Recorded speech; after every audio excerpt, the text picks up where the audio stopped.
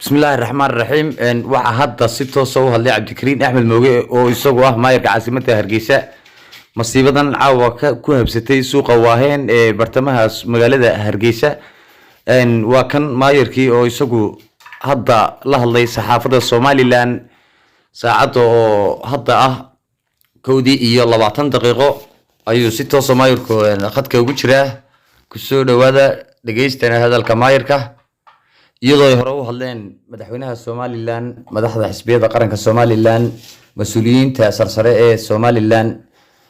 ciidamada dibdamiska taliyaha ciidanka dibdamiska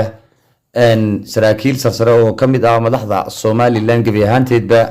shacabweynaha Somaliland oo iyagu soo gurmaday dabkaasi caawa ka bilaabmay maayarka hadalkiisa ku soo dhawaada maanta waxa loo qaban waayay maqaadir baa dhacday caawa waxa yaala inaynu dabkana xakamayno bari subaxa 6 subaxnimana ummadani ay soo gurmato oo nin waliba ka gabiina jooga ka barbare jooga ka boora ma jooga inta soo gurman kartaa haday cagaf tahay haday iskarogo tahay haday booyad tahay inaan loo kala hadhin caawana ninkii biyahaya ee booyad haysta halka ha yimaado ninkii cagaf haystaana caawa loo baahan yahay yimaado intaas haday inoo soo gasho dabka waynu xakamayno dadaal badan baa lagu bixiyay dabku halku ku xakamaysan yahay dawaad waxaweyaan ilaahay jannada ha geeyo ciidamada daldamiska ciidamada qalabka sida laakiin shacabku gacan ha geystaan oo waxa quraatay geysan karayaan caawa waxa weeye inay meesha wadooyinkeena banayaan iska dhaqaaqaan